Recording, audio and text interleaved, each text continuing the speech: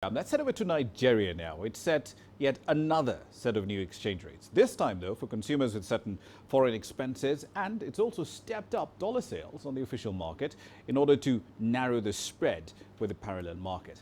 Analysts, however, are still skeptical. They're doubting whether these moves would actually draw investors back to the economy.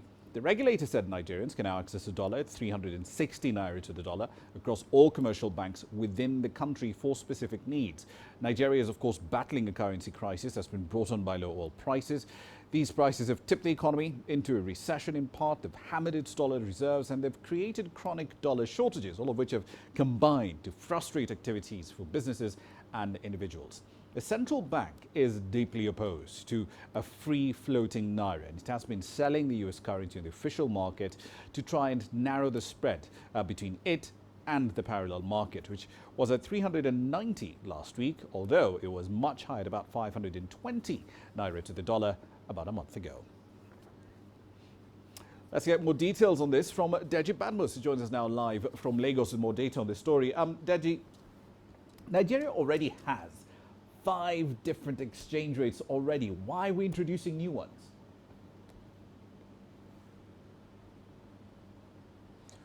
Well, Rama, the reason the central bank says it is doing this is to ensure that those 5 rates you're talking about converge. So what the CBN is trying to do in this case is aiming at rates convergence, if you like. And the CBN has made it pretty clear that that's the way it's going to go, and that it will continue to intervene in the market by pumping it dollars into the market until the rates converge. So I think that's exactly what the CBN is trying to do by reducing the rate, of course, for what it calls the invisibles. That's for those who need the dollars for basic or personal travel allowance, medicals, and of course school fees. But for the interbank market, of course, it says the activities in that market will determine what the real exchange rate will be. And to be candid, Rama, we can see that the rates are gradually converging, if you like. They're actually converging. So somehow it appears the strategy of the central bank is working, even though some people have some serious misgivings against it. Indeed, myself among them. So, I mean, why not just trigger the nuclear option? Why not just float the naira, let the market determine what the rate is going to be, instead of doing this patchwork intervention and saying, okay, we'll give pilgrims on rate, one rate for school fees, one rate for medical fees. I mean, this seems pretty inefficient.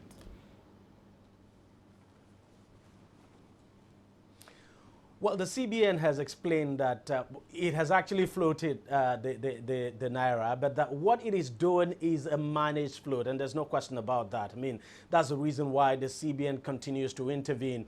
And one of the reasons for not floating the naira, so to speak, I mean, freely as we have it in some other places, is that you have to consider the fact that whether you like it or not, in this country today, the CBN remains the dominant supplier of dollars in the market. I mean, those other sources of foreign exchange have still not been very active yet. I mean, foreign investors, for instance, are not coming back in droves. It surely would take more than monetary policies to get that to happen. You need the fiscal side of things to begin to happen. Maybe we'll see that in the coming days and weeks, when the economic recovery and growth plan begins to kick in. We might likely see that. But for now, the CBN has maintained that it will continue to intervene, and that the country for now cannot deal with a free float, that it just cannot work.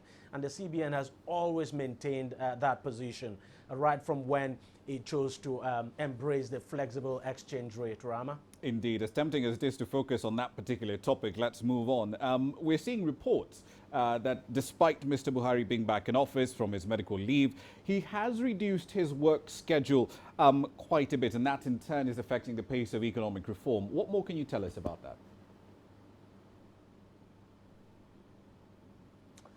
Well, what I can tell you, Rama, is that the presidency has strongly denied that report, saying that it is absolutely not true, and that Buhari is as busy as ever, and that, you know, he also works from home. So the presidency has come out to deny it, saying that that is basically not true. But, well, the report is out there, and, you know, what we do know is that the president goes to the office, but what we understand is that his work schedule has been reduced, even though the presidency is denying that.